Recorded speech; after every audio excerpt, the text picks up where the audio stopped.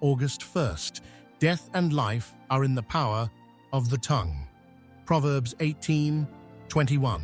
The tongue's influence exceeds that of all our other members combined, and to control it, therefore, in the Lord's service is the most important work of the Lord's people, in respect to their mortal bodies and the service of these rendered to the Lord. A few words of love, kindness, helpfulness, how often have such changed the entire course of a human life? Yea, how much they have had to do with molding the destiny of nations, and how often have evil words, unkind words, slanderous words, done gross injustice, assassinated reputations, etc., or, as the apostle declares, set on fire the course of nature, awakening passions, strifes, enmities, at first unthought of. No wonder he declares such tongues set on fire of Gehenna, the second death, reprint 24/7. Welcome to the deep dive. Today, we're taking a closer look at something we all use, like every single moment, often without even thinking about it. Our words, our tongue. We're diving into a really powerful idea from a daily reflection, Daily Heavenly Manna, August 1. And it states, quite simply, death and life are in the power of the tongue. That's right. And our mission here really is to unpack that, to explore just how deep that influence goes. We'll be looking at, both the incredible good our words can do, and also the immense harm they can unleash. It's all detailed right there in the text. It really is.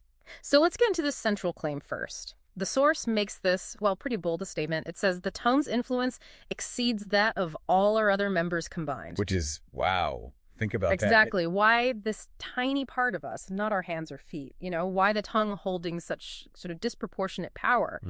And the text argues that because of this power, controlling it, particularly for what it calls the Lord's service, is actually the most important work. And the source gets specific about how this power works, which I find fascinating.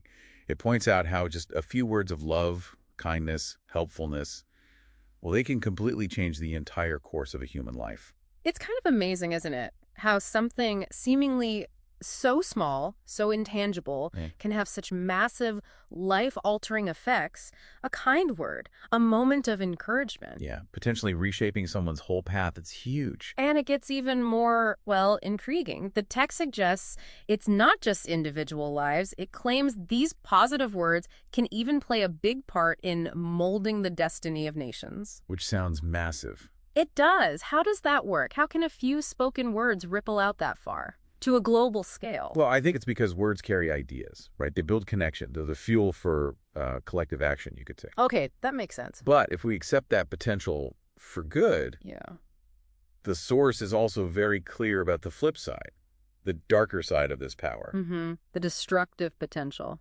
Exactly. It talks pretty vividly about how evil words, unkind words, slanderous words, how they lead straight to gross injustice and even, quote, assassinated reputations. Assassinated reputations. Strong words. It raises that question, why are words so effective at destruction? They can inflict damage that goes way beyond anything physical, can't they? Leaving these invisible scars. Yeah, scars that maybe never quite heal. Right. And the text brings in what it calls an apostle's declaration to deepen this point, probably James, given the context. This apostle warns that such tongues set on fire the course of nature. That's a powerful image. It really is, almost frightening. Suggesting our words can just ignite passions, strifes, enmities at first unthought of, like a spark starting a wildfire. A wildfire of negativity, yeah. Conflict that just spirals. And the source points to what it sees as the most extreme outcome of this. The apostle declaring these destructive tongues are, quote, set on fire of Gehenna. Gehenna, that's a term with heavy connotations, rooted in that valley near ancient Jerusalem, used metaphorically here. Exactly. Metaphorically for ultimate destruction, spiritual ruin.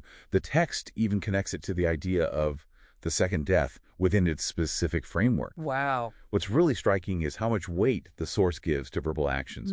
It's emphasizing their ultimate gravity. Words aren't just sounds that fade away. They carry, according to this text, immense, almost existential weight. So wrapping this up, what does this deep dive into daily heavenly manna really mean for you listening right now? I think the core takeaway is just undeniable. It's the sheer power packed into your words. Power for life, power for death. Mm-hmm. It's a serious reminder that everyday language isn't just talk, it's actually creating or destroying moment by moment. So here's a final thought to maybe chew on. Given that death and life really are in the power of your tongue, what small shift could you make? Like an intentional change in how you speak today, tomorrow. Yeah. What small shift might create the biggest ripple effect? Maybe in your own life or in the lives touching yours. Something to definitely consider. Thank you for joining us on this deep dive.